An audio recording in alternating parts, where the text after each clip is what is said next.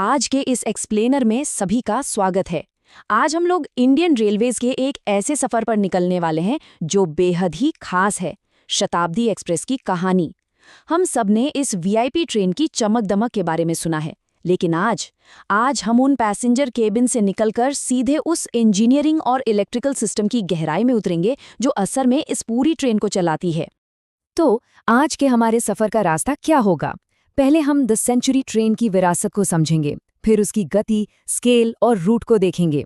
उसके बाद पैसेंजर अनुभव को समझेंगे, फिर एक चलते फिरते होटल को पावर कैसे मिलती है, एचओजी ऊर्जा क्रांति क्या थी, और आखिर में एक आरामदायक सफर की इंजीनियरिंग को डिकोड करेंगे।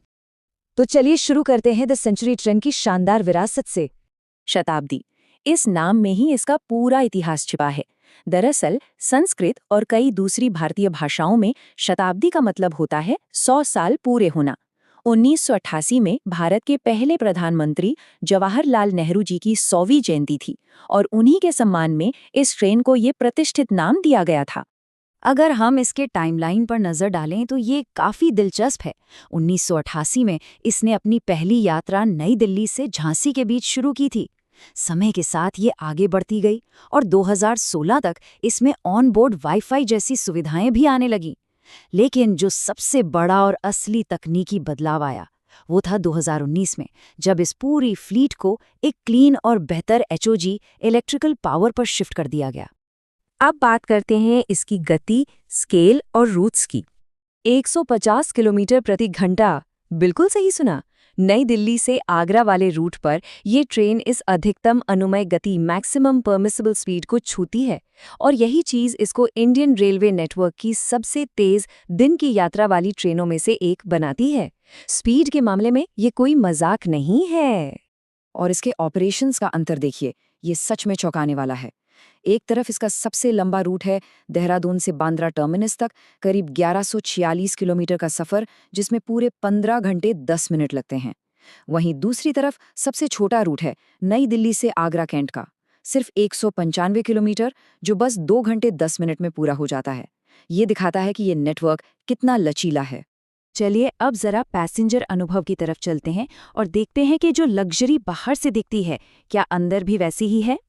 तो एग्जीक्यूटिव क्लास और सामान्य चेयर क्लास के बीच का फर्क समझना बहुत जरूरी है। एग्जीक्यूटिव क्लास में 2x2 की सीटिंग होती है, जिसमें एक्स्ट्रा रिक्लाइन यानी थोड़ा ज्यादा झुकने वाली सीटें मिलती हैं। वहीं नॉर्मल चेयर क्लास में 3x2 की सीटिंग और पर्याप्त लेगरूम मिलता है। लेकिन यहाँ सबसे बड़ा कैच क्या है? एग्जीक्यूटिव क्लास का टिकट लगभग 2 गुना होता है। तो सवाल उठना लाजमी है कि क्या सच में इतना पैसा वसूल होता है? यहाँ एक ट्रैवल ब्लॉगर का तजुर्बा काफी कुछ साफ कर देता है। उनका कहना था कि एग्जीक्यूटिव क्लास को व्यापारियों और अमीरों के लिए थोड़ा शानदार सफ़र देने के लिए बनाया गया था, लेकिन असल में वहाँ कोई लग्जरी है ही नहीं। चौड़ी सीटों को छोड़कर सुविधाओं में कोई खास अंतर नहीं है। यहाँ तक कि टॉयलेट भी उतने ही गंदे मिलते हैं जितने किसी भी अन्य कोच में, यानी 2 गुने दाम में भी बुनियादी चीज़ें वही रहती हैं। तो अब सोचिए, इतने महंगे टिकट होने के बाद भी ये सीटें भरती कैसे हैं? यही काम आता है आईआरसीटीसी का ऑटो अपग्रेड एल्गोरिदम। होता यह है कि जब कोई पैसेंजर ऑटो अपग्रेडेशन विकल्प के साथ चेयर क्लास बुक करता है और नॉर्मल क्लास भर जाने के बाद वेट लिस्ट बन जाती है, तब अगर एग्जीक्यूटिव क्लास में कोई सीट खाली रह गई हो तो ये सिस्टम खुद ब खुद कंफर्म चेयर क्लास वाले को एग्जीक्यूटिव क्लास में अपग्रेड कर देता है। इससे ट्रेन की क्षमता का पूरा इस्तेमाल हो जाता है, बिल्कुल किसी कंप्यूटर के जादू की तरह। अब चलते हैं ट्रेन के मशीन रूम की तरफ। चलते फिरते होटल को पावर देना, आखिर इतनी सुविधाओं वाली इस पूरी ट्रेन को पावर कहाँ से मिलती है? इसे समझने के लिए होटल लोड शब्द को जानना बहुत जरूरी है। देखिए, होटल लोड का मतलब ट्रेन को आगे बढ़ाने वाली पावर से नहीं है, बल्कि ये वो इलेक्ट्रिकल डिमांड है जो कोचेस के अंदर एयर कंडीशनिंग, लाइट्स, पंखे और पैंट्री के उपकरण चलाने के लिए चाहिए, एकदम एक चलते फिरते होटल की तरह। और पहले इस भारी डिमांड को पूरा करने के लिए एंड ऑन जनरेशन यानी ईओजी सिस्टम पर निर्भर रहा जाता था। इस पुराने ईओजी सिस्टम में होता ये था कि ट्रेन के दोनों सिरों पर पावर कार लगे होते थे। इनके अंदर भारी भरकम और बहुत शोर मचाने वाले डीजल ऑल्टरनेटर चलते थे। ये जनरेटर प्रदूषण करते हुए ट्रेन के फीडर केबल्स में 750 वोल्ट की पावर भेजते थे। काम तो निकल जाता था, पर सोचने वाली बात है कि ये कितना अकुशल और शोरगुल वाला तरीका था। और यहीं से शुरुआत हुई एचओजी ऊर्जा क्रांति की।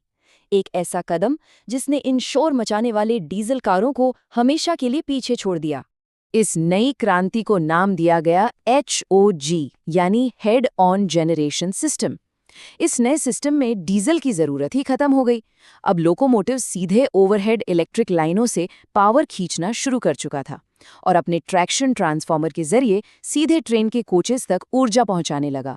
यानी कोई डीजल नहीं, सीधा ग्रिड से पावर। लेकिन रुकिए, एक आरामदायक सफर की इंजीनियरिंग इतनी भी आसान नहीं थी। जब ये बदलाव हुआ तो इसने एक बहुत बड़े और छिपे हुए इलेक्ट्रिकल संकट को जन्म दे दिया। सवाल ये था कि एक तरफ तो ये नया HOG पावर सिस्टम इतना बढ़िया लग रहा था, फिर अचानक से इसने कोचेस के ट्रांसफार्मर और इलेक्ट्रॉनिक्स को खराब करना क्यों शुरू कर दिया? आखिर इस बेहतर सिस्टम में ऐसी क्या कमी थी जो उपकरणों को जला रही थी? ये एक बहुत बड़ा इंजीनियरिंग रहस्य बन गया था। जब आउटपुट में line to earth voltage waveform की जांच की गई तो उसमें कुछ बहुत ही गंभीर दिखाई दिया। वहां 2400 वोल्ट के खतरनाक हार्मोनिक स्पाइक्स नजर आ रहे थे। सिंगल होटल लोड वाइंडिंग के कारण ये वेवफॉर्म पूरी तरह से बिगड़ गया था और यही 2400 वोल्ट के झटके लगातार इलेक्ट्रॉनिक्स को भारी नुकसान पहुंचा रहे थे। ये कोई आम करंट नहीं था। फिर बारी आई एक शानदार इंजीनियरिंग फिक्स की। इस प्रॉब्लम को ठीक करने के लिए एक मॉडिफाइड 7750 kVA का हाई वोल्ट ट्रैक्शन ट्रांसफार्मर लाया गया। पुराने सिंगल सिस्टम की जगह दो पूरी तरह से स्वतंत्र 2x 622.5 kVA की होटल लोड वाइंडिंग्स लगाई गई और साथ ही कन्वर्टर सप्लाई में बाहरी RC फिल्टर सर्किट जोड़े गए। नतीजा, जो वोल्टेज स्पाइक्स पहले 2400 वोल्ट तक जा रहे थे, वे घटकर एक सुरक्षित 700 वोल्ट पर आ गए। तो सोचिए जरा, भारी डीजल कारों का धुआं खत्म हो दिया, उन खतरनाक हार्मोनिक स्पाइक्स को भी पूरी तरह कंट्रोल कर लिया गया। एक इतनी बड़ी इंजीनियरिंग समस्या का इतना सॉलिड समाधान। लेकिन यहाँ विचार करने वाली बात यह है कि इन सब के बाद पैसेंजर सफर को और आधुनिक बनाने के लिए भारतीय रेलवे आगे किस नई और विशाल इंजीनियरिंग चुनौती को पार करेगा। आज के हमारे इस एक्सप्लेनर में बस इतना ही। उम्मीद है ये विश्लेषण दिलचस्प लगा होगा।